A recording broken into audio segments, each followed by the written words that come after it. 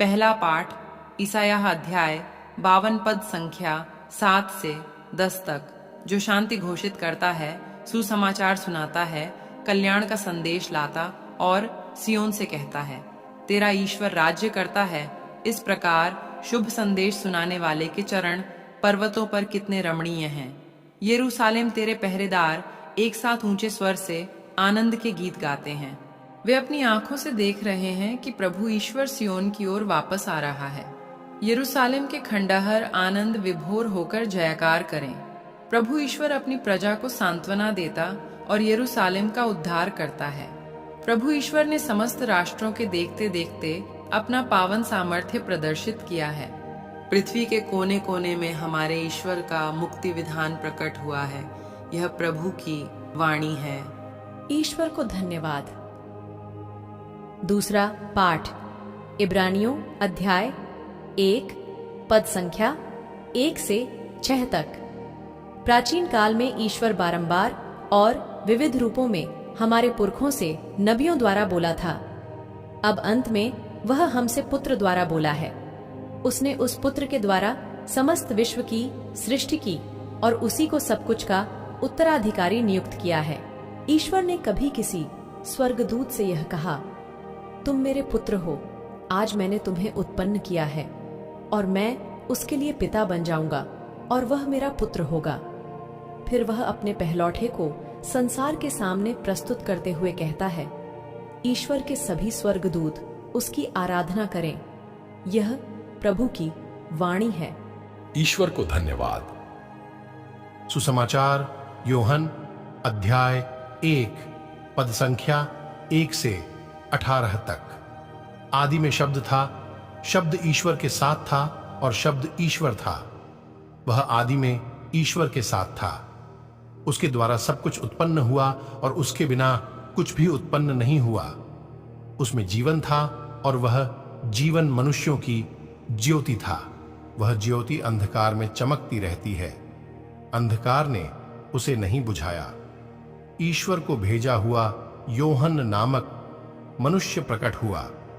वह साक्षी के रूप में आया, जिससे वह ज्योति के विषय में साक्ष्य दे और सब लोग उसके द्वारा विश्वास करें।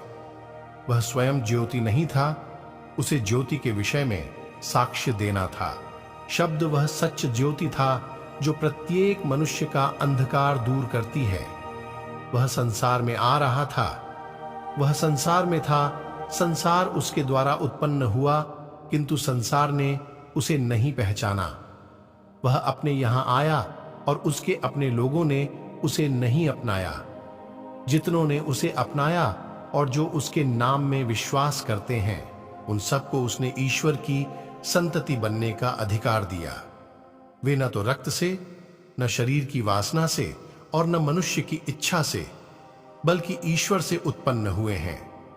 शब्द ने शरीर धारण कर हमारे बीच निवास किया। हमने उसकी महिमा देखी। वह पिता के एकलौते की महिमा जैसी है, अनुग्रह और सत्य से परिपूर्ण।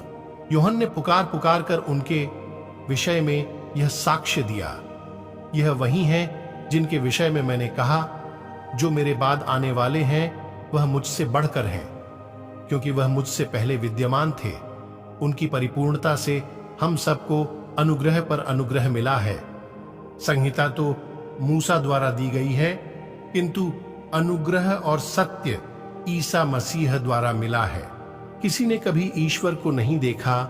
पिता की गोद में रहने वाले एकलौते ईश्वर ने उसे प्रकट किया है। यह प्रभु का पवित्र सुसमाचार है। हे ख्रीस्त, तेरी स्तुति हो। मनन चिंतन। सुसमाचार क्या ही उपहार है। हमारे लिए एक उद्धारकर्ता का जन्म हो चुका है, जो मसीह प्रभु है। हर युग में और अनंत काल तक हमें कितना अविश्वसनीय उपहार मिला है। राजा मसीह के इस महान उपहार के लिए धन्यवाद में हमारे भीतर और आसपास ईश्वर द्वारा हमें दिए गए कई उपहारों के लिए कृतज्ञता की खुशखबरी का प्रचार कर सकते हैं। यह पहाड़ की चोटी पर अपने मन की शांति में या जहां भी हम हों किया जा सकता है।